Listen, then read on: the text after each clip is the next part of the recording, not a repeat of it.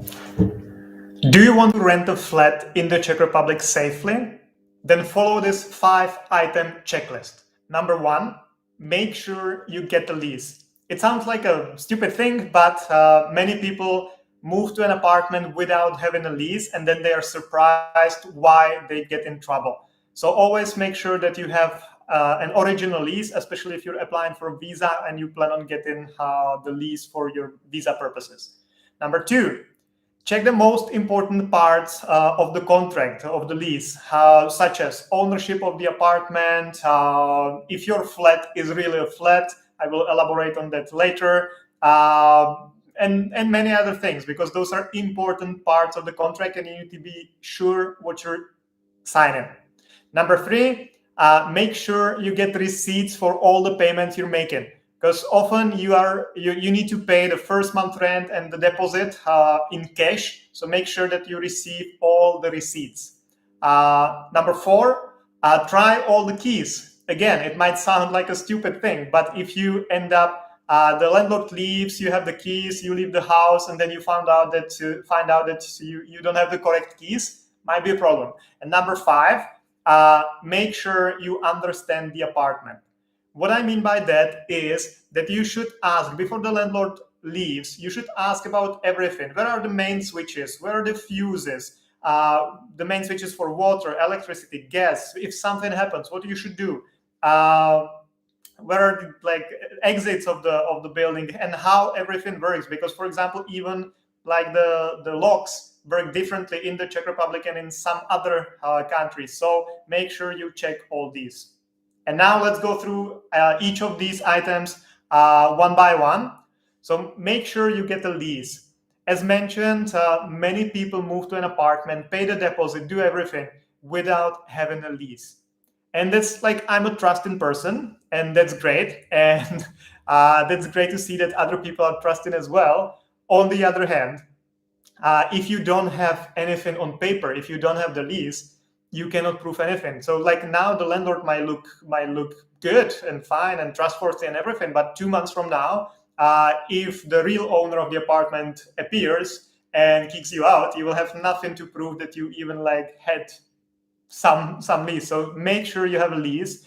Second thing is, make sure that you have an original lease, because especially if you need it for any visa purposes or residence purposes, copies or scans or anything are not enough for the Czech Ministry of the Interior. So you always should have a proper lease agreement original. Number 2, check the most important parts of the lease agreement, and those are mainly the following. Ownership of the apartment. Actually, I'll go through this. I'll go through this in the next part of the video. But anyway, there can be many troubles, such as the owner is not the real owner, or the apartment is not an apartment, because some apartments are not listed in the land register as apartments, but for example as ateliers, which is not officially a space suitable for living. And if you sign a lease for such a space, you cannot use it for any official purposes, because it's not officially an apartment. So it's important to check this as well. Then make sure you get receipts for all the payments, or that the payments you made are noted in all the contracts you have. Because sometimes landlords, in general, I would say that it's a common practice to pay the first month rent and the first or the month, the deposit for the apartment, usually equal to 1 or 2 months rent.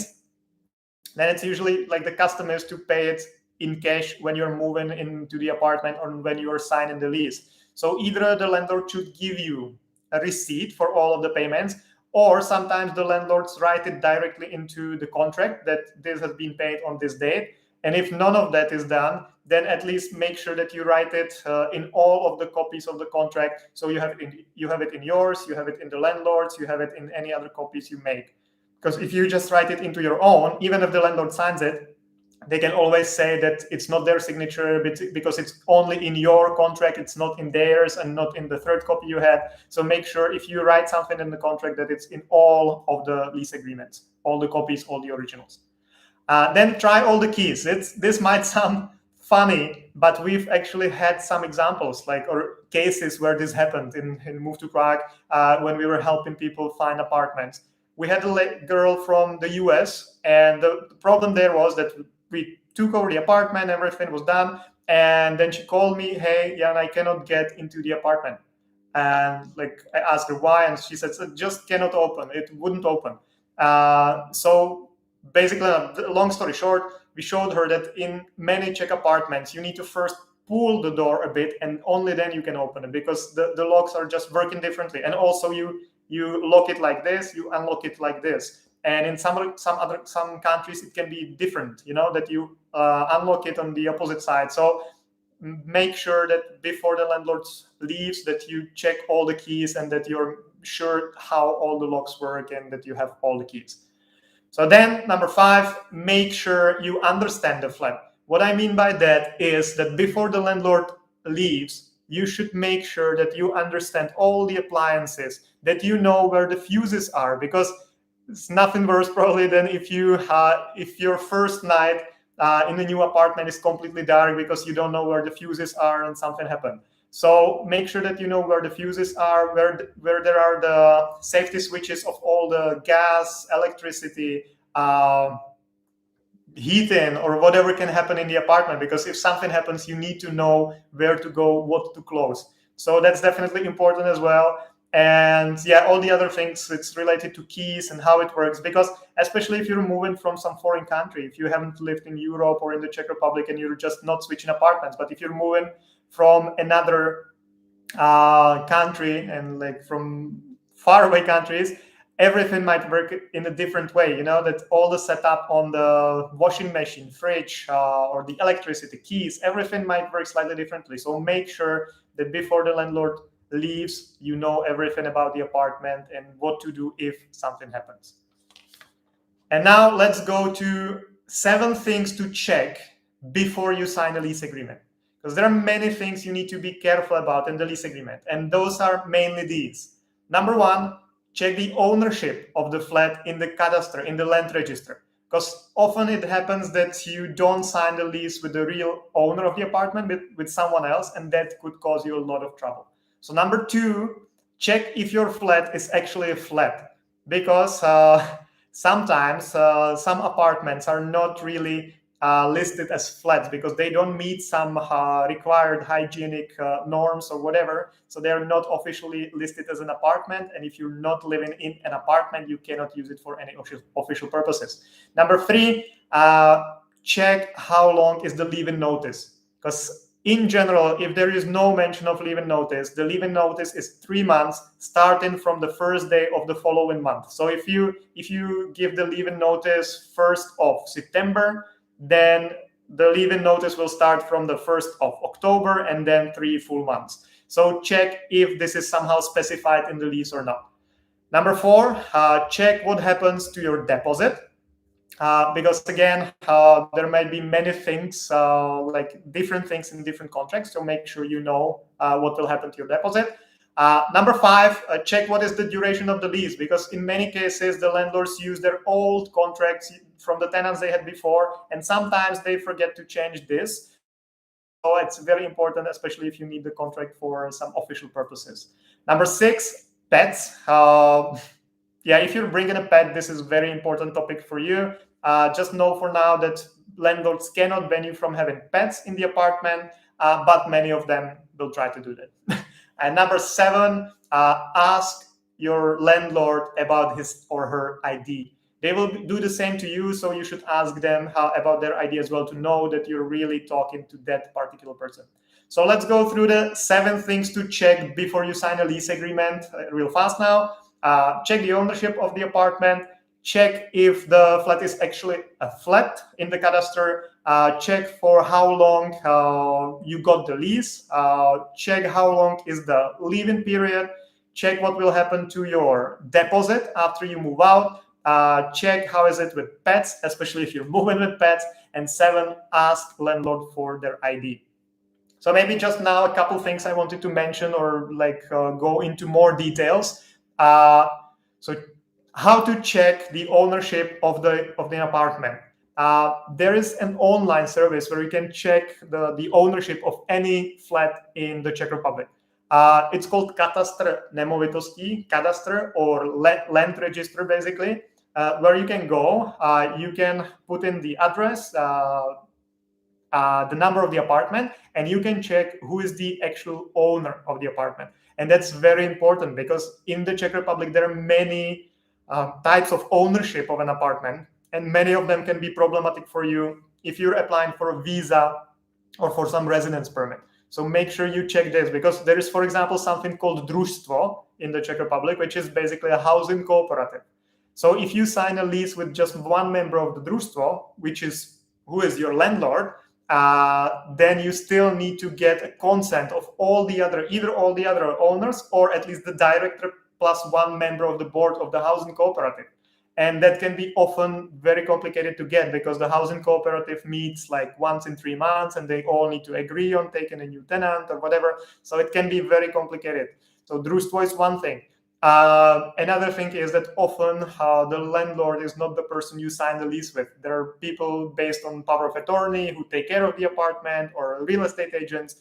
And if you want to use such a lease which was not signed by the actual owner but someone else, for any official purposes, you need to have all the powers of attorney linking the actual owner of the apartment to the person who signed the lease. And believe me, I've seen many problems with that.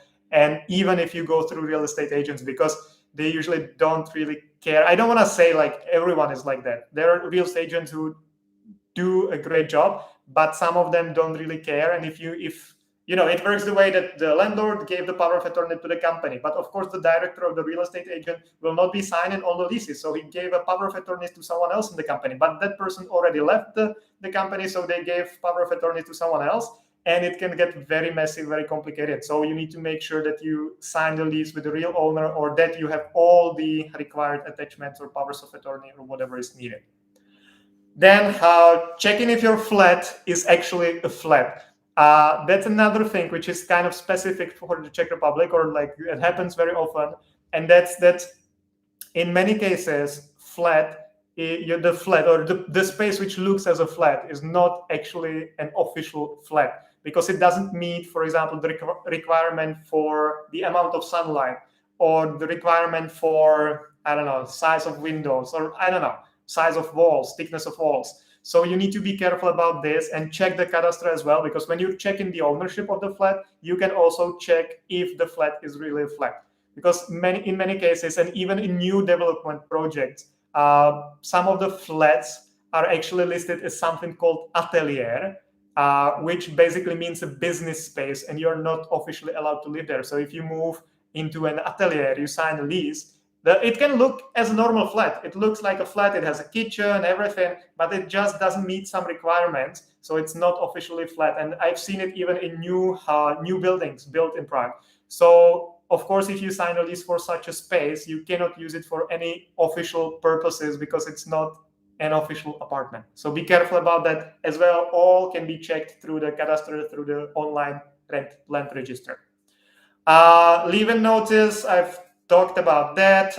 What happens to your deposit? Yeah, check what happens to your deposit after you leave the apartment and the lease agreement. Because there are many things, again, what can happen. How it usually works, what's the common practice is that the landlord will return the full deposit to you when you're leaving the apartment, the last day of your lease, if you hand over the apartment in the same condition as you took it over. So if there are no significant scratches, or you haven't destroyed something, or if the flat is okay, then they return the full deposit. But I've seen that sometimes companies kept especially companies which were taking care of an apartment, like management companies, that they kept the deposit for many months, because they said they need to keep it before they receive the final calculation of the electricity consumption, water consumption, all this. And before that, they cannot return the deposit. So we've had, unfortunately, some people who contacted us saying, hey, I need to leave. And they told me that they will send me the deposit like in 5 months, and I will not even have a Czech bank account then. So check this before you move into the apartment. Pets, one thing about pets. If you move into the Czech Republic with a pet and you're trying to lease an apartment with a pet, know that Czech landlords are not officially allowed to ban you from having pets. They cannot tell you, hey, you cannot have a cat here. That's why they have the security deposit. If the pet does any damage, causes any damage, they can deduct it from the deposit. So they can officially not tell you that you cannot move in if you have a pet. On the other hand, in real life, of course, it happens. So if they know that you have a cat or a dog, they can kind of discriminate you and choose someone else. But officially, they have no right to do that. That's why I have the security deposit to cover any potential damages. And ask the landlord for an ID when you sign in the lease, because first they will do the same to you. You will need to show them your passport or ID or something to prepare the lease. So you have the right to ask for the same. And second thing is that if you don't ask for their ID, how you know that the person, who the person signing the lease is? They can tell you that they are the owner. You can even check the cadastre with the contract and see that the cadastre says the same thing as the contract. But how you know that the person who's signing the lease is the actual owner? You don't. So ask them always for an ID if you want to be safe. So those were 7 things to check before you sign a lease agreement in the Czech Republic. And let's go now to the last topic, maybe the most interesting one, and that's 10 best neighborhoods to live in Prague as an expat. 7 known well and 3 secret ones. So number 1, Prague 2, Vinohrady. Number 2, Prague 3, Žižkov. Number 3, Prague 4, Chodov. Number 4, Prague 6, Davice. Number 5, Prague 7, Holešovice. Number 6, Prague 8, Karlín. And number 7, Prague 10, Vršovice. And plus 3 secret ones, Prague 4, Nusle, Prague 4, Michle, and Prague 5, Smíchov, or the related parts.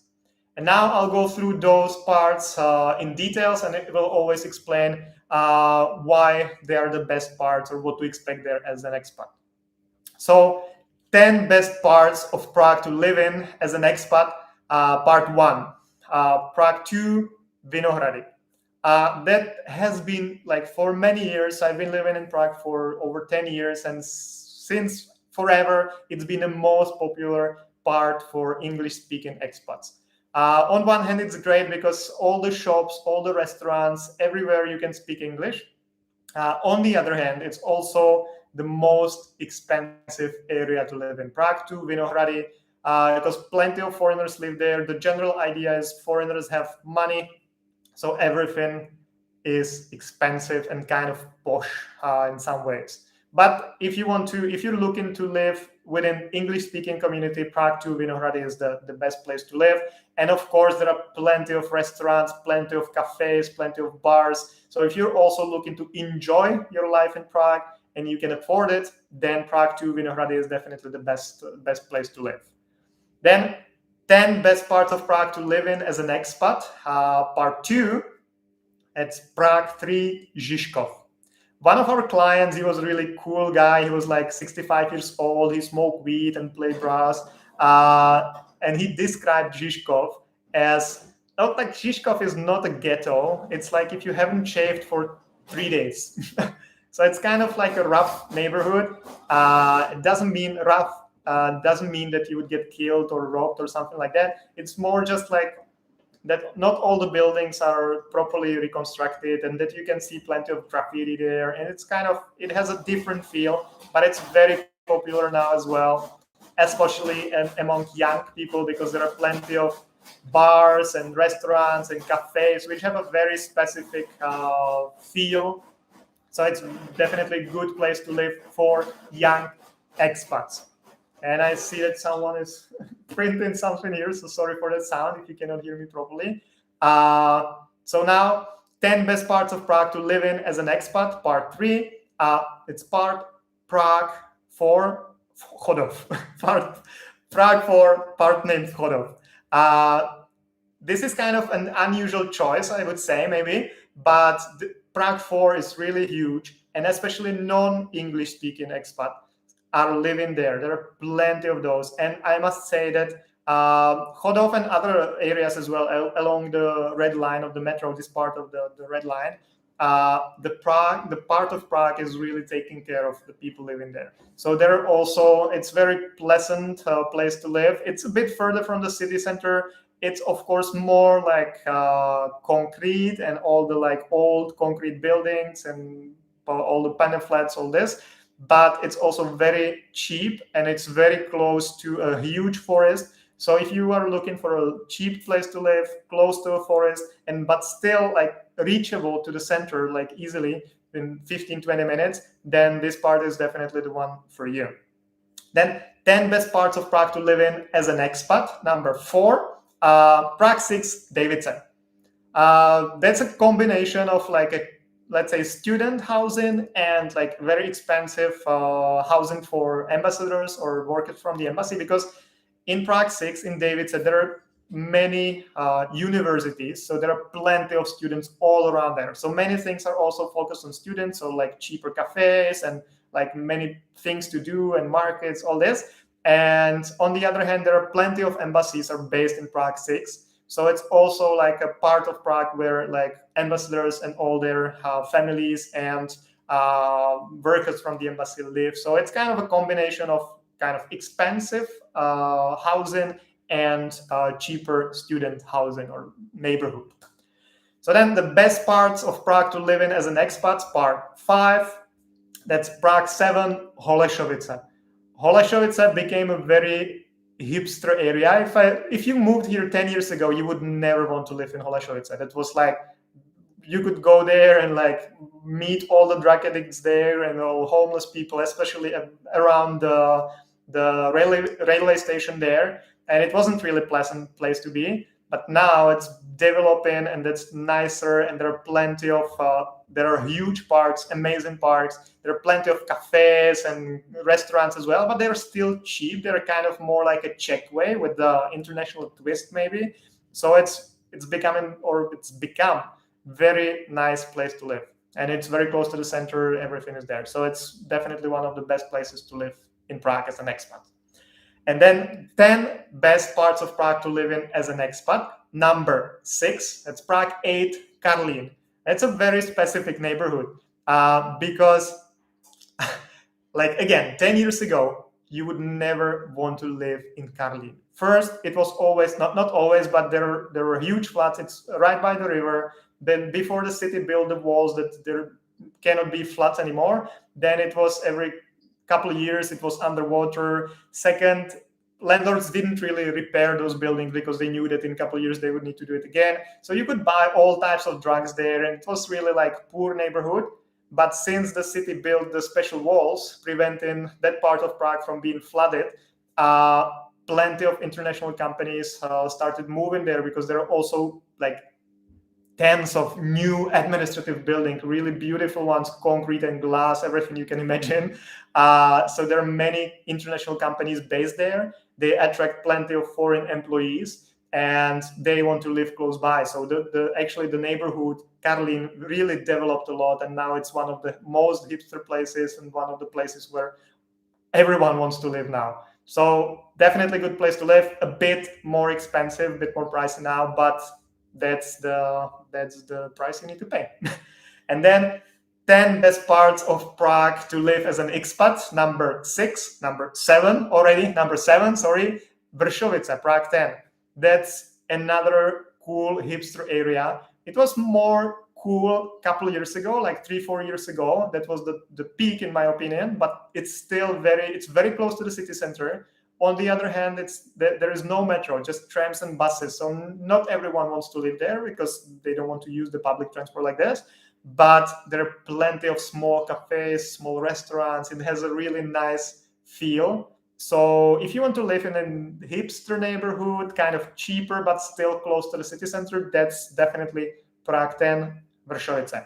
And now 3 additional secret parts of Prague, which foreigners haven't explored much yet. And so those are the 3 bonus places to live in Prague as an expat.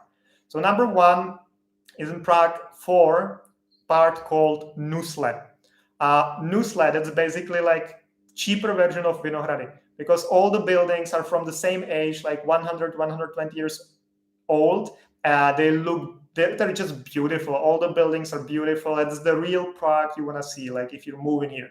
On the other hand, it's not as expensive as Vinohrady. It looks great. Many of the buildings are reconstructed already there, but it's not yet that famous, and it's not that expensive. Plus, you can find there all the different restaurants and cafes as well. They're more like a Czech way or cheap way, maybe, if you want to put it this way. So that's definitely a place to consider if you're moving here and you want to live in a nice neighborhood, but you're cautious of your budget as well.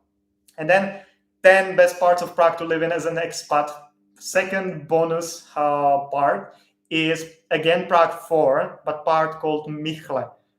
That's actually bordering in Nusle, but it's very up and coming neighborhood, because again, like 3-4 years ago, it was like not really developed and nothing much was there. It's like 10 minutes, 15 minutes to the city center by tram, but it wasn't really developed. But now everything is being reconstructed there. New buildings are being built there. New shops are moving there. And it's becoming a very nice neighborhood. So if you're watching this, you will have an unfair advantage of knowing where to look for an apartment if you're just moving to the Czech Republic or to Prague specifically. And then third secret part of Prague to live, if you're an expat and you want to live in some non-expat area, that's Prague 5, Smíchov. This is kind of strange because it was very popular a couple years ago. Many foreigners wanted to live there, and so it has reasons, because it's basically the second city center for Czech people. If you don't want to go to the actual city center, you go to Prague 5, to Anděl, because there is a huge supermarket. There are like 8 trams crossing. There are all the different restaurants and cafes and shops and cinemas. There are 2 huge cinemaplexes there. So it's like a place to go if you don't want to go to the actual city center. So many people used to love to live there and wanted to live there. Then for some reason, it disappeared. I don't know. People just don't like it anymore. I don't know. There's also the brewery, so you can always smell the beer. So I don't know if it's plus or minus, but it's still a good place to live, especially now, because also the railway station there was very not nice, with all the homeless people and drug addicts and everything, but they reconstructed that as well a bit, and they built some new business centers there. So it's still a nice place to live, very close to the city center with all the amenities. So definitely a place worth considering. So guys, damn, I guess that was way longer than I thought. Half an hour. Sorry for that. If you have any questions, please let me know. Lavelina, very informative, Jan Kalina. Thank you very much. I'm happy. That's why I do this, to be useful and helpful. John Ahmed, what about Nusle and Michle? Yeah, you see, I covered those in those 3 secret parts of Prague to live in. Let's see if anyone has any questions. It doesn't seem like that. So guys, I'll give you like a minute to send your questions if you have any, either about finding a flat in Prague or anything related to lease agreements or anything related to moving to the Czech Republic in general. And if you don't have any questions, then I'll be finishing the stream, because it's been way longer than I thought. So yeah, guys, if you have any questions, please type them in. Otherwise, I'll be awkwardly sitting here and like pretending to dance. And then I'll in 30 seconds, I'll just leave the stream, and we'll leave you for the evening. So, John Ahmed, I hope that you found the answers there, or that you were satisfied, because exactly that's what I mentioned. Nusle and Michle, those are the best places to go. Okay, guys, it looks like everyone or no one is having questions. So thank you very much for watching, and see you next time. Whoop.